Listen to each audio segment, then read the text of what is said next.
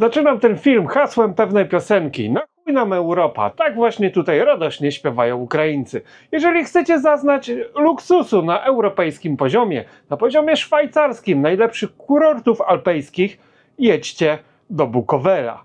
Ten kurort oferuje dużo więcej niż polskie Zakopane, Bukowina razem wzięte, a mało tego, zapłacimy tutaj dużo mniej pieniędzy. A jeżeli chodzi o poziom lansu, to nawet nie ma czego porównywać. Oni się tu śmieją, że Zakopane to jest dla biedaków. Нам Европа, рот вон наебись, bo my Ukraińcy, bля, нам тут заебись. Mają rozmach.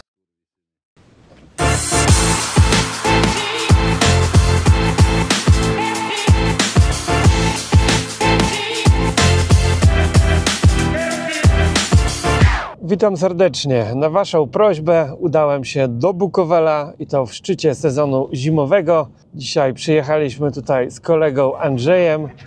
Bukowel to ośrodek narciarski położony w ukraińskich Karpatach, 250 km od granicy z Polską. Uznawany jest za najszybciej rozwijające się tego typu miejsce na świecie. I to nawet pomimo trwającej już od 3 lat w tym kraju wojny. Kurort został zaprojektowany przez specjalistów z Kanady i Austrii, przez co może konkurować z najlepszymi ośrodkami alpejskimi. Znajduje się tutaj ponad 70 km naśnieżonych tras o różnym stopniu trudności. Ale można wybrać się także na przejażdżkę skuterem śnieżnym, psim zaprzęgiem czy ratrakiem. Część stoków jest oświetlona, co umożliwia zjazdy również nocą. Znajduje się tutaj też największe sztuczne jezioro na Ukrainie. Bukowel oferuje sporo atrakcji również latem, ale ja w tym filmie skupię się wyłącznie na sezonie zimowym. Perła ukraińskich Karpat. No i już w sumie na początku miejscowości rząd straganów z różnym badziewiem. Można tu kupić jakieś skóry owcze, skarpety, dużo chińskich pamiątek. Grubo i to widać, wszystko jest takie jeszcze w budowie, to nie jest dokończone. Jak oni to dokończą za kilka lat, będzie to naprawdę porównywalne ze Szwajcarią. No w Zakopanem u nas jednak jest jakiś taki klimat bardziej, nie wiem, starodawny może, te drewniane domy i tak dalej. Tu wszystko jest widać nówka nowoczesna. Tu nie ma starych chat góralskich. Nie spodziewałem się, że to jest aż tak rozbudowane. Ludzi są tysiące, nie? Pomimo że mamy wojnę, przypominam. Ale chyba tutaj, z tego co słyszałem, tego miejsca wojna nie dotyczy. Chcieliście zobaczyć Bukowel? No to macie Bukowel. I to śniegu troszkę brakuje, ale to tak jak wszędzie teraz w Karpatach. No i w sumie szczerze to byłem tu kiedyś, chyba 10-15 lat temu. Nie pamiętam tego w ogóle, bo mam magnes na lodówce, stąd tylko wiem, że tu byłem, włócząc się po Karpatach ukraińskich. Ale na pewno czegoś takiego tutaj nie było, bo nie przypominam sobie, żeby było takie nowoczesne miasto w górach ukraińskich. No i w Polsce na pewno nie mamy żadnego odpowiednika.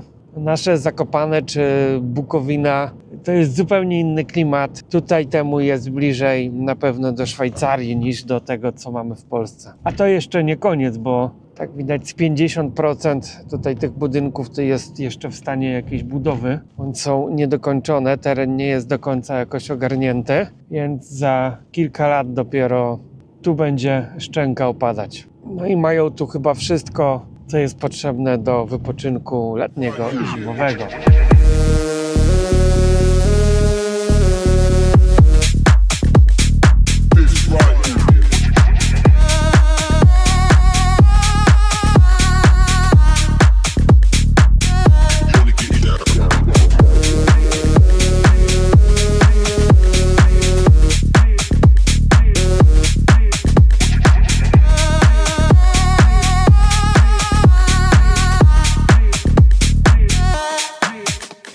Taki malutki pokoik, tu jest chyba 14 metrów z tego co jest napisane w ofercie. Kosztuje ponad 300 ze śniadaniem. No i w sumie jest to najgorszy stosunek jakości do ceny, jaki do tej pory mi się trafił w Ukrainie. Bo tutaj jednak hotele są w miarę tanie, a nawet jak płacimy za coś już te kilka stów, to są to hotele na wypasie, pokoje są duże i tak dalej. A tu jest po prostu taka tam mała klitka. No ale to jest Bukowel, więc mam nadzieję, że klimat nadrobi po prostu niedogodności takie związane z malutkim pokojem. Możesz powiedzieć, że to dużo za nocleg w samym centrum górskiego kurortu, ale jeżeli porównamy ceny noclegów w tym samym okresie czasu w Zakopanem i Bukowelu, to tutaj i tak wychodzi dużo taniej, a nie musimy też stać w kilometrowych kolejkach do restauracji czy na wyjazd kolejką.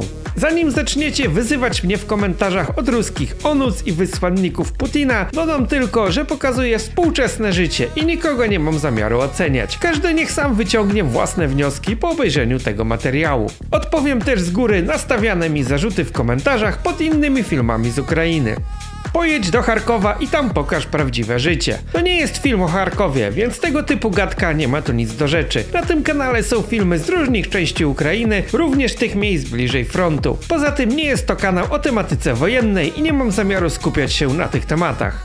I kolejny często przewijający się temat w komentarzach. Często piszecie też komentarze pod filmami z Ukrainy, że w Polsce też trwało normalne życie, były imprezy podczas II wojny światowej. Tylko zapominacie o jednym ważnym szczególe. W Polsce wojna trwała przez miesiąc, we wrześniu 1939 roku. Później to już była okupacja, nie było kim walczyć, czym walczyć i trzeba było się po prostu dostosować do nowej rzeczywistości, bo nikt nie wiedział, czy to się kiedykolwiek skończy. Więc ludzie musieli zacząć żyć normalnie. Hamował tych inwestycji na czas wojny, nie przekierował tych pieniędzy do obrony kraju, tylko mam wrażenie, że tutaj jeszcze to jakby wszystko przyspieszyło. Sami ocencie tą sytuację, bo ja nie jestem od tego, żeby to oceniać, tylko od tego, żeby wam pokazać, jak wygląda prawda, a każdy niech sobie wnioski wyciągnie po prostu własne na ten temat.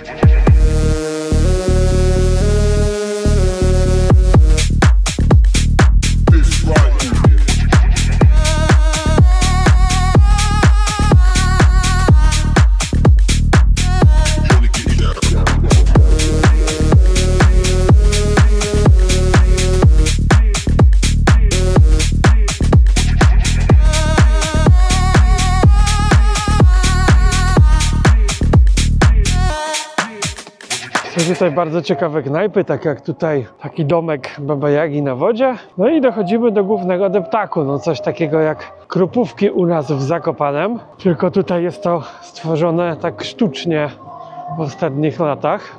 No ale jest karuzela nawiązująca do takich zabytkowych stuletnich karuzel. No i mnóstwo takich straganików z różnymi rzeczami do zakupu.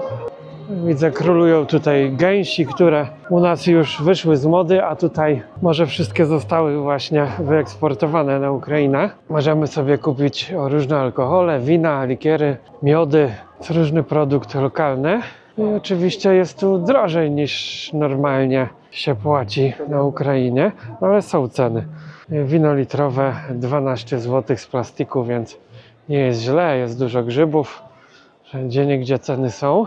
No, win jest bardzo dużo, czyli muszą tutaj mieć, ale cen na większości produktów nie ma.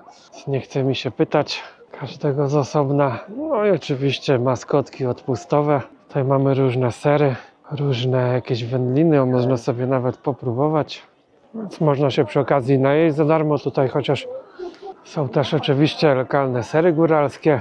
70 zł kosztuje kilogram sera. Tutaj syrop, na przykład sosnowy od kaszlu, 8 zł za słoiczek. Można pomiędzy tą chińszczyzną coś ciekawego kupić. Sklepy zamiast żabki mają tutaj spar austriacki. No i tych straganów jest naprawdę dużo. Tutaj to się rozciąga na przestrzeniu na pewno ponad kilometra. Fajnie to wygląda. Jest taki ład i porządek. Nie wygląda to w ogóle jak Ukraina. Nie ma tutaj żadnych pluszowych miśków, którzy żądają olbrzymie pieniądze za zrobienie sobie fotki. Nie ma też górali, zbójników. Widzę, że są i goście z zagranicy, nie tylko Ukraińcy. Przyjeżdżają się tutaj bawić, pomimo toczącej się w kraju wojny. Tak więc nie każdy się boi. Jednym z najtańszych produktów tutaj są magnesy pamiątkowe. Kupimy je już za 5 zł.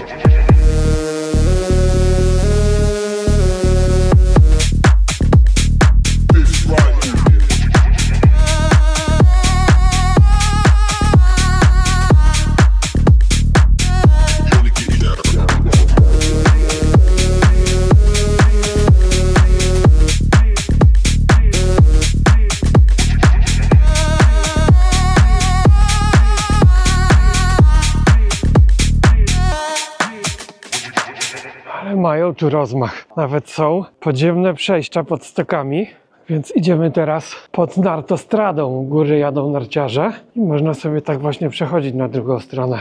Nocą Bukovel prezentuje się zdecydowanie lepiej niż za dnia. Nie widać całego tego syfu, tych niedokończonych budów. No i widać teraz dopiero, ile tutaj tak naprawdę jest wyciągów. Jest ich mnóstwo.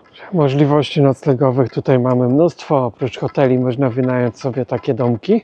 Dacze drewniane. Tutaj na pewno pomieści się nawet i kilkanaście osób. Są tutaj setki jednakowych domków. Jakbym się napił, to ja nie wiem, jak ja bym tutaj odnalazł mój, gdybym sobie akurat taki wynajął. Kurde, jak na jakimś amerykańskim osiedlu. Ale wszystko jest na wysoki standard.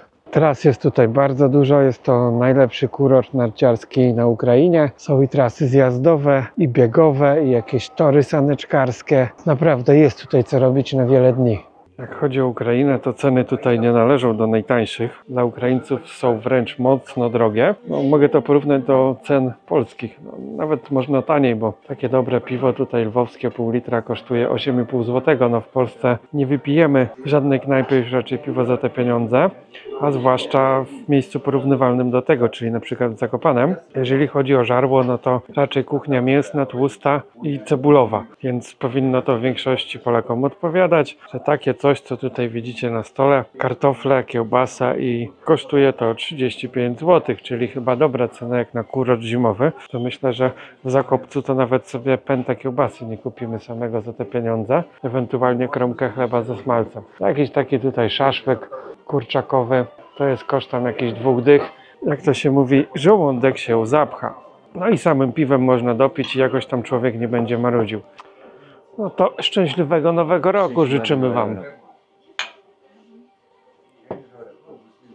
Ale knajpy nie są pełne, właśnie nie są pełne. Być może gdyby obniżyli tu ceny do takich standardów typowego Ukraińca, to byłoby lepiej. A tak jednak myślę, że większości społeczeństwa nie jest stać na melanż w tym miejscu. O godzinie 23 zamykane są wszystkie lokale, bary, dyskoteki, restauracje.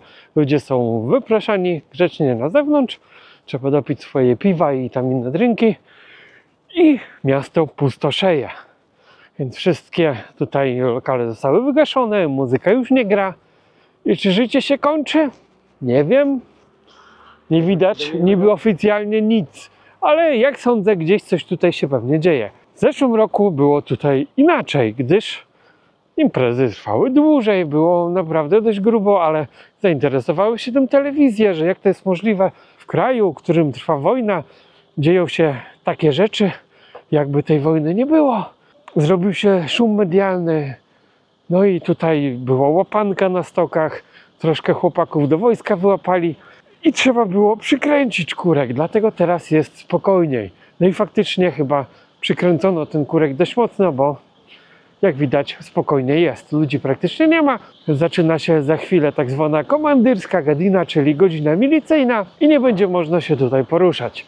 A czy to faktycznie działa w praktyce? To zaraz oczywiście sprawdzimy. Niestety nie mogę Wam zaprezentować tutaj przykładowego filmu z łapanki, bo film z YouTube'a zostałby wtedy usunięty z automatu. Ukraińcy wprowadzili jakiś czas temu prawo zabraniające publikacji jakichkolwiek treści, które to przedstawiają. Ale możecie sobie pooglądać wiele takich sytuacji na portalu X, który obecnie jako jedyny nie cenzuruje treści.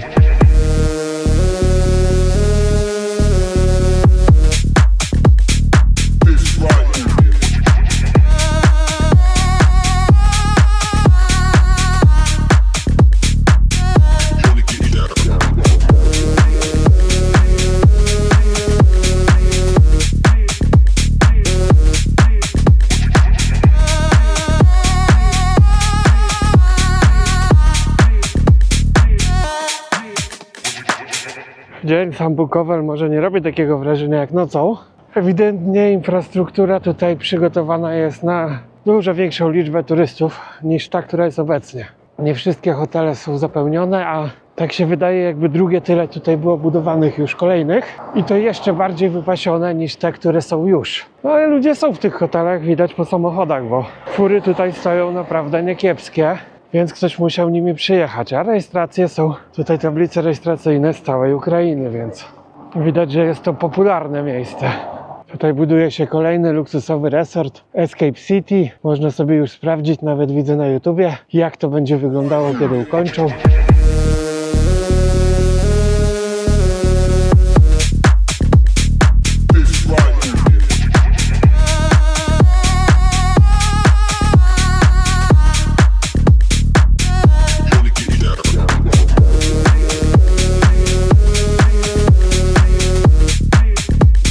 Polska nie ma takiego odpowiednika. Zakopane to jest też taki spęd bydła, ale zupełnie inny poziom. Najdroższym hotelem w kurorcie jest Radisson Blu. No niby z zewnątrz hotel jak hotel. Nie prezentuje się to jakoś mega okazale na tle innych tutaj budowli, ale jest potężny. I oferuje też ładny widok tutaj na otaczające go góry.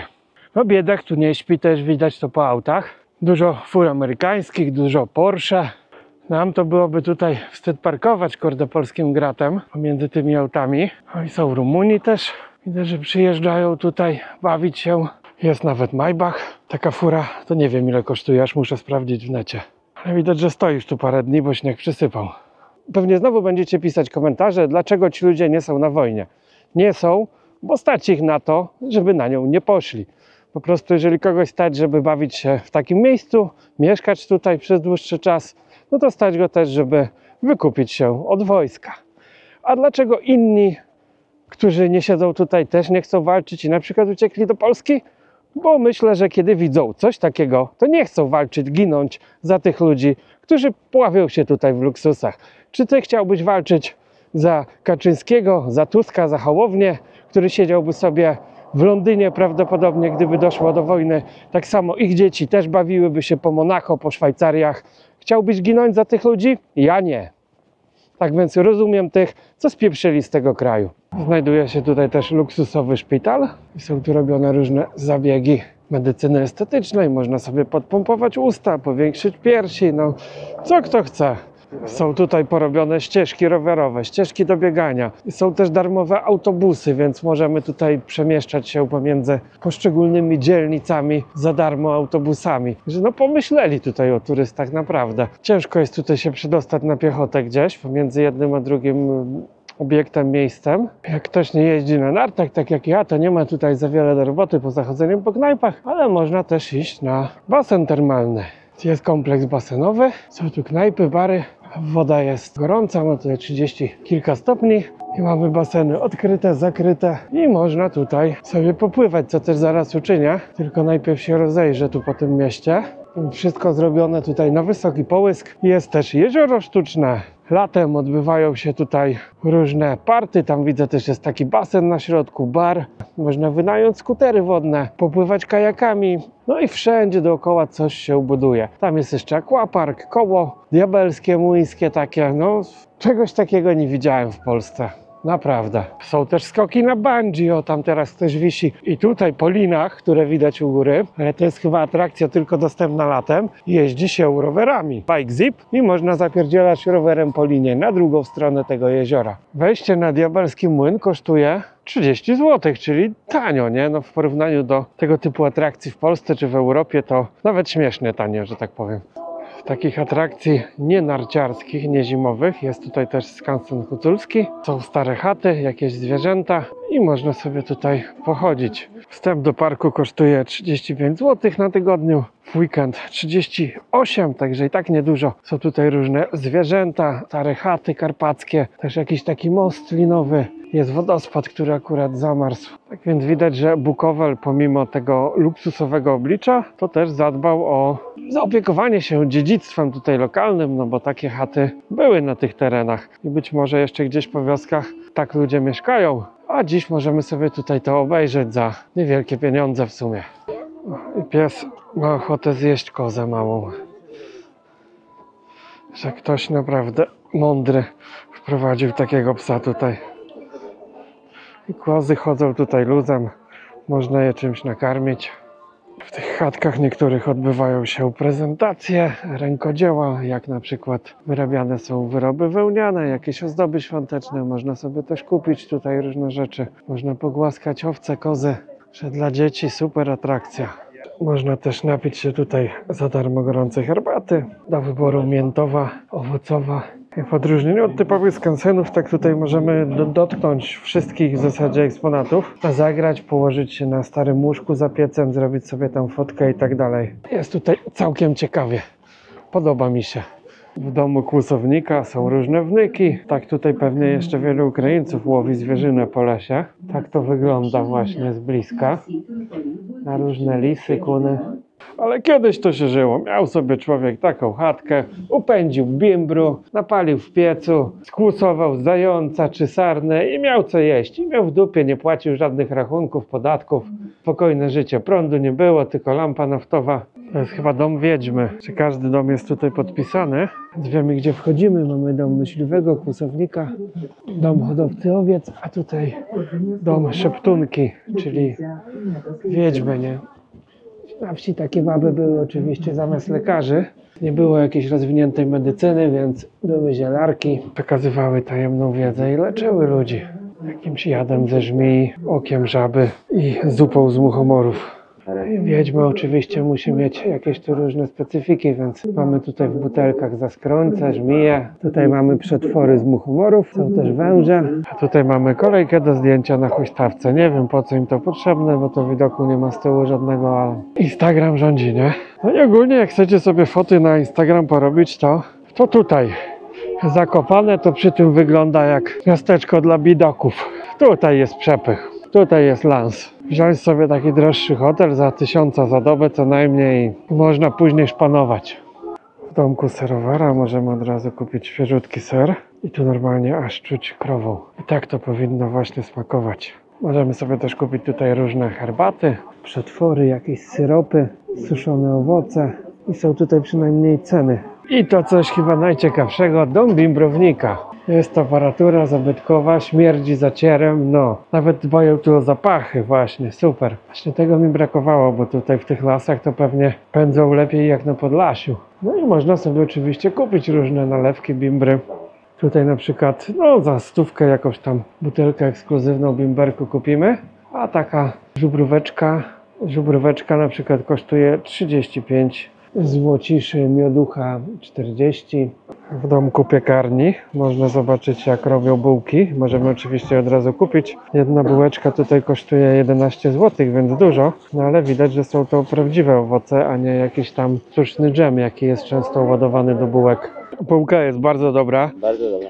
Bez porównania z tym, co sprzedawane jest w Biedronce. Na górze nad skansenem są leżaczki. No w lecie można tutaj poleżeć, teraz też jak ktoś lubi, z widokiem na budowę, no bo tutaj budują się kolejne apartamenty. Tam jest olbrzymi parking na dole, na setki samochodów. Że potencjał tutaj jest jeszcze na rozbudowę. Na końcu są biedne kozy, bo tutaj już mało kto przychodzi, a już nawet jak ktoś przyjdzie, to jedzenie rozda po drodze. Te są niedokarmione, niepocieszone. Także nad skansenem jest świetny punkt widokowy i tu naprawdę można by było sobie zrobić te słynne instagramowe zdjęcia, gdyby nie place budowy. Bo wszędzie są jakieś dźwigi, jakieś rusztowania, jakieś koparki, a widok stąd naprawdę jest niezły. Tu nie przyjeżdżają obcokrajowcy. To wszystko napędzają Ukraińcy, tak więc no, muszą mieć pieniądze, żeby to napędzać i skoro budują się kolejne hotele, buduje się ich aż tak dużo, to znaczy, że przewijają się tędy niewyobrażalne pieniądze. Próbujemy bimber.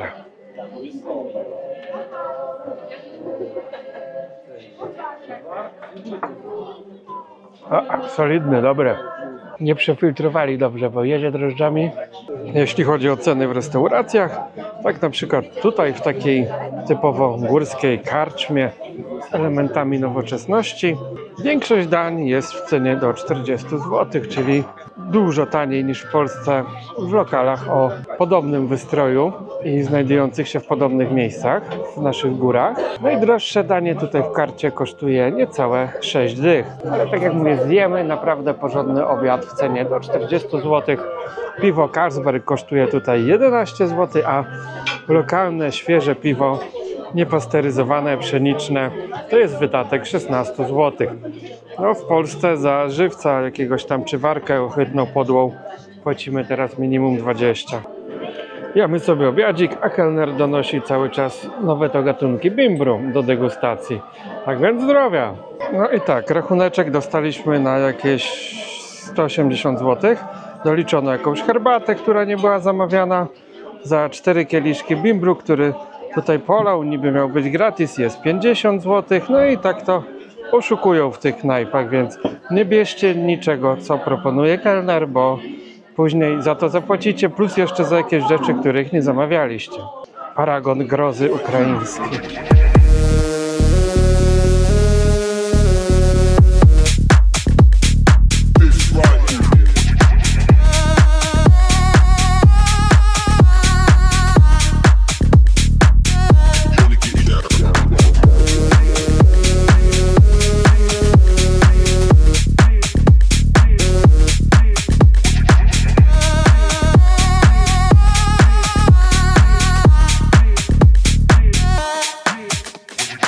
Testujemy kolejne piwo w kolejnym lokalu i zanim napiszecie w komentarzach, że jestem pijakiem, to tylko przypomnę, że prawdziwy facet chodzi do knajpy na piwo, a nie do siłowni. Coś, co mi się mega podoba, są tutaj kody QR i możemy od razu zeskanować i zapłacić sobie rachunek. Mamy tu przypisany stolik, już jest wszystko, co zamówiliśmy, wbite w rachunek, więc nie musimy czekać na kelnera, możemy mu też od razu napiwek online zostawić. To super sprawa. Oczywiście powiecie, że pewnie, no ale co z tego, bo to jest płatność bezgotówkowa. Gotówką też możemy zapłacić, nie ma problemu, ale jeżeli śpieszy mi się, nie chcę czekać na kelnera, płacę szybciutko i wychodzę. Uważam, że to powinno być standardem dzisiaj. Jest tutaj biuro sprzedaży mieszkań, można sobie zainwestować w Bukowelu na mieszkankę pod wynajem albo dla siebie. No i niektóre budynki to naprawdę zaskakują formą. Tutaj mamy taką szklaną bryłę, nawet nie wiem, do czego to mógłbym porównać. I to jest recepcja hotelu, który znajduje się tutaj obok. Jego też jeszcze rozbudowują. Takie mieszkania na wysoki połysk, tutaj pokoje, apartamenty. Recepcja to robi wrażenie.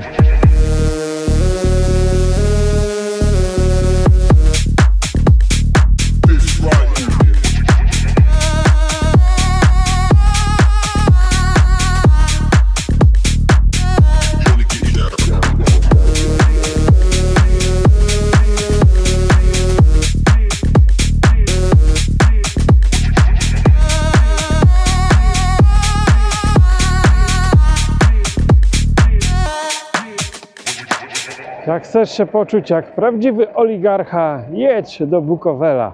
I tutaj naprawdę za ułamek ceny, którą musielibyśmy wydać w zachodniej Europie, można doświadczyć tego luksusu.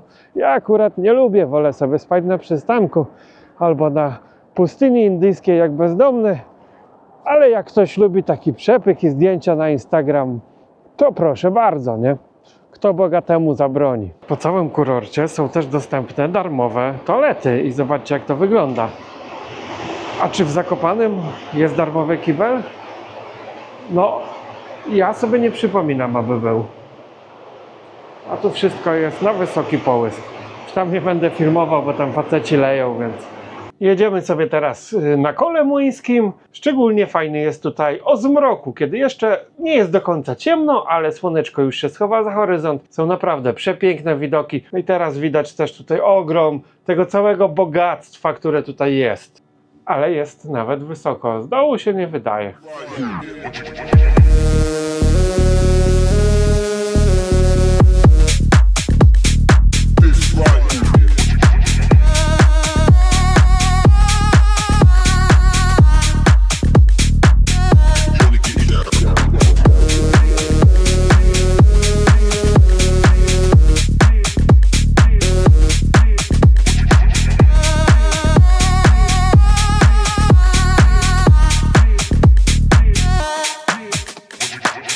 Możecie nie lubić Ukraińców, ale muszę im przyznać jedno. Tutaj naprawdę jest wyższa kultura picia niż w Polsce. Jak przechadzamy się na przykład przez Zakopane, no to są tłumy pijanych Polaków, którzy śpiewają różne piosenki. Wszędzie leci jeszcze disco polo jakieś albo te góralskie przyśpiewki.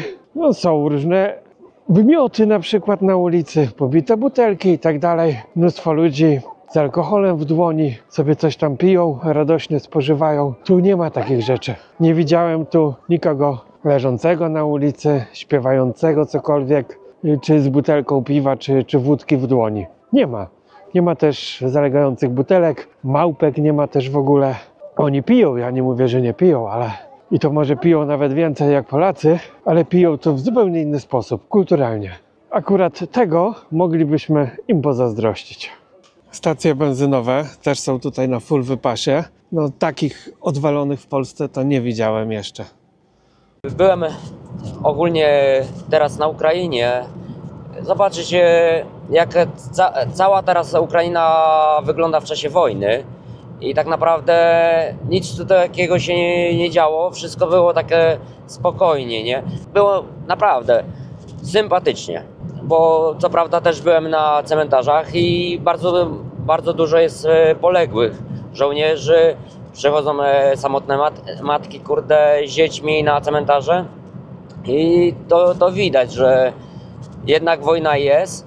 Teraz niby wojna, a tak naprawdę dużo jest podbudowanych bloków, osiedli i tak dalej, nie? I to budowlanka się tutaj bardzo mega rozwija. Jak tutaj coś się buduje, to się buduje, jak to się mówi, z rozmachem.